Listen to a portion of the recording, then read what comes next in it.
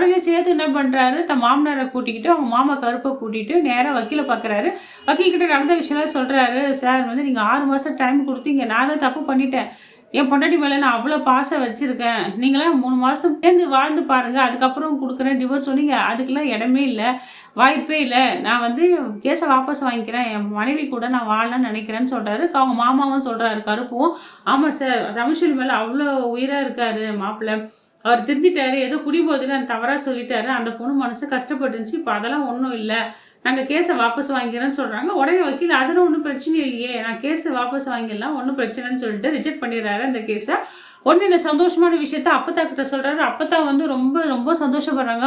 அப்பா என் மனசில் வந்து நீ பாலை வாத்தப்பா, இதுக்கெல்லாம் நம்ம குலசாமி தான் காரணம், நம்ம வீட்டில் எல்லா விஷயமும் நடந்துட்டு இருக்கு, நான் ரொம்ப சந்தோஷப்படுறேன்றாங்க. அந்த நேரத்தில் தமிழ்ச்செல்வி கிராஸ் ஆகி போகிறாங்க. தமிழ்ச்செல்வி வயிறு கொஞ்சம் பெருசாக இருக்குல்ல, அதை பற்றி சேது சொல்லியிருக்காரு அப்பத்தா கிட்ட. என்ன பார்த்தா தமிழ்ச்செல்வி வயிறு வேற வளர்ந்துக்கிட்டே போகுதுல்ல அப்படின்றாரு. ஆமாண்டா மாசம் ஆக அப்படிதான் பிள்ளையும் வளர்ந்துட்டு இருக்கோம், பார்த்த தெரியல, உனக்கு எங்கடா தெரிய போகுது மடப்பயிலன்னு சொல்லிட்டு தன் பேரனை கிண்டல் பண்ணிட்டு இருக்காரு. அப்போ கூட அப்பத்தா வந்து தமிழ்ச்செல்வி வயிற்றுல 2 குழந்தை இருக்குன்னு அந்த வார்த்தையை சொல்லவே இல்லை. ஒருவேளை அதை சொல்லியிருந்தா இன்னும் நம்ம சேது ஆனந்த கண்ணீரோட சந்தோஷப்பட்டிருப்பாரு, வானத்துக்கு பூமிக்கும் எகிரி குச்சிருப்பாரு. ஆனா அப்பத்தா ஏன் சொல்லலை, யாருக்குமே சொல்லலையா என்னன்னு தெரியல. அவங்க மனசோட வச்சிருக்காங்க அப்பத்தா.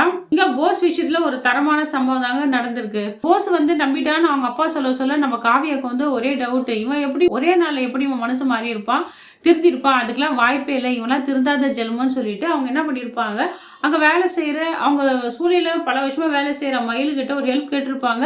மயில் என் புருஷன் எப்படி நடந்துக்கிறாங்க என்னன்னு சொல்லிட்டு நீ அப்பப்போ அப்டேட் பண்ணுன்னு சொல்லிட்டு அவங்க ஆளை செட் பண்ணி வச்சிருப்பாங்க. அதுக்கேற்ற மாதிரியே போஸ் மயிலோட வலையில விழுந்துடுறா. அவங்ககிட்ட கொஞ்சம் பேசுகிறாங்க. இதெல்லாம் கேமரா எடுத்து அவங்க லைவாக பார்த்துட்டு இருப்பாங்க நம்ம காவியா. அது இல்லாமல் அந்த போஸை பெற்றால அந்த ஈஸ்வரிக்கிட்டையும் அவங்க தங்கச்சிக்கிட்டையும் காமிப்பான்.